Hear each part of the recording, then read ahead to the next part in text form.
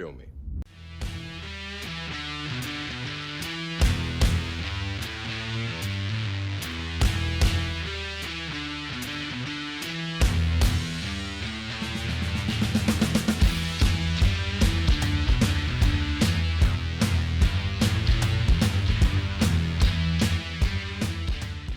Hello, everybody. Martial Arts Film Freak here, and we are back with another Friends Watch Fight Scenes. I say we because, again, I have guests. Returning again is from Momentum Media, Alex. Alex, how are you doing? I am good, Tristan. How are you? I am surviving. Jeremy over at Movies Are Terrible. How's Jeremy doing? Man, it's a pleasure to have me here, Tristan. Pleasure to have me here. It is a pleasure to have both of you. So today we are looking at Scott Adkins. Now, I think I've talked up Scott Adkins to both of you. Scott Adkins is currently the modern day B action movie king, specifically when it comes to martial arts. He is the modern day Jean-Claude Van Damme, except I like his movies more than any Jean-Claude Van Damme movie. You like his worst movie more than any Jean-Claude Van Damme movie? Probably. Movies. I'd probably watch Hard. Well, I was gonna say I'd watch Hard Target 2 over Hard Target, but the first Hard Target was directed by John Woo, and the second Hard Target was shot in like 10 days. There's a Hard Target 2 with Scott Adkins in it. Yeah. It's, all right, let's go. I got it somewhere around here. It's not good. Does he punch a snake out? No, he does have a fight with the guy who played Jango Fett. Nice. Oh wow. So Okay. It's not a great fight, but just seeing them both on screen, I'm like, that's cool. Yeah. Wow, I had no idea. That's great. You don't need to watch it. It's not good. All right, fair enough. But so we're going to do 3. The first one is a fight from my very favorite Scott Adkins movie, which is Ninja 2: Shadow of a Tear. The third is the final fight from Avengement, which is one of his more recent films from like 2019. And the second, I can't decide which Yuri Boyka fight to watch, so I'm going to let y'all pick. But let's go ahead and get this started with Ninja 2: Shadow of a Tear. One of my absolute favorites. Is that Scott Adkins, the dude in the ninja suit? He is the ninja. All right. Okay. Those double kicks, man. That shit is sweet. Wow. Yeah, the dude he is fighting is Tim Mann, who also helped choreograph the movie and is one of just the best film choreographers right now working. Oh wow. He's doing some interesting stuff with the kicks and everything. I love it. Warner Brothers, this is how you make a Mortal Kombat movie. God dang right, and they didn't. Oh. Ooh.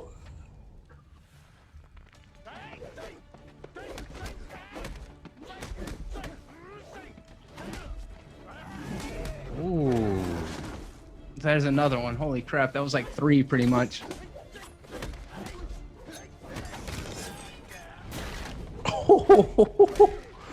I'm surprised he didn't break his arm. Right?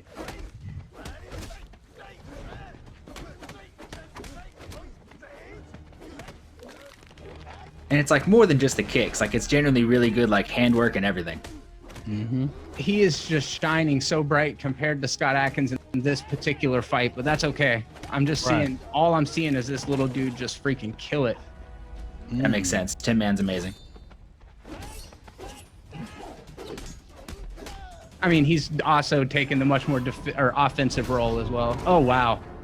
Ooh. I wonder how many times they had to shoot that. Right?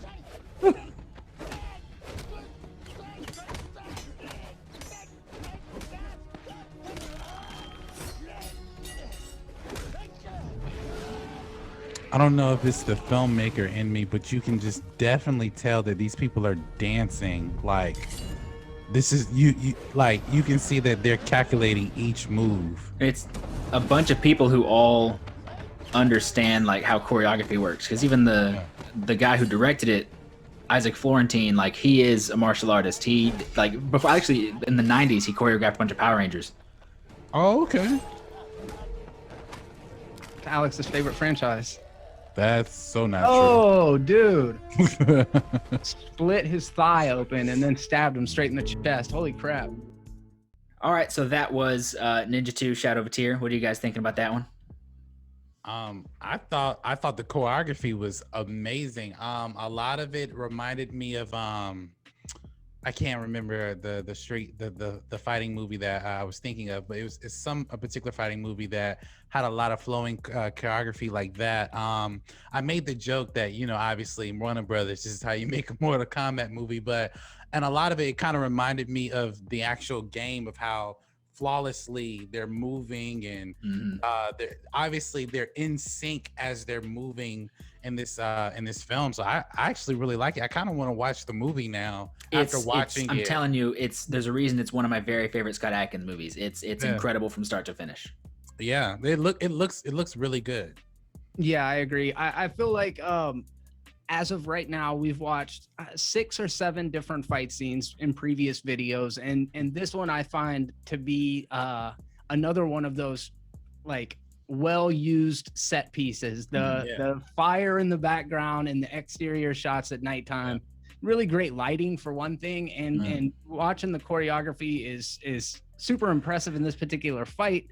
I will say Sam Mann ended up looking very much he just, because he was taking the offensive stance through pretty much the whole thing, this really showcased his abilities. Yeah, Tin Man. Yeah, oh yes, Tin Man. Yeah.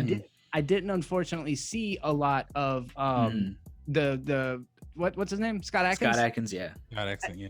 I didn't see a whole lot of what he's capable of, and I'm sure he's able to do a whole lot more than this, but I really dig it. And it was another one of those cool fight scenes, like where by the end of it, you can actually feel like them being exhausted in it. And you know they didn't shoot it all, you know, in a big sequence, but still that has to take a lot out of you. Alex asked how many takes it was. You can be sure they didn't go through it once. So I imagine that was an entire day. Well, so this is what I love about you pointing out the lighting is, as much as I love shows like Daredevil and a little bit of Punisher and some other shows like that, you can have nighttime fight scenes and not be able to not, because I freaking love Daredevil, but there's so many fight scenes in that show where I'm like, I would love to see what's happening right now. Yes. Oh yeah, especially when they're fighting the hand, like all you see are shadows moving. I'm like, what is going on? Right. And especially like if you're in a badly lit room and you just got glare on the TV, it's like, well, I don't see anything that's happening.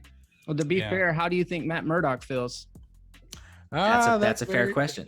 Maybe the show is putting us in his shoes. Fair. Let's give this fight scene like out of out of 5. What are y'all thinking about this fight scene out of 5? Oh, I would say because of the choreography being so flawless, I would have to give it a 5. Like it's making me want to go see the movie, like watch the movie. So after this episode, I'm gonna go through my Amazon. I'm pretty sure it's on Prime.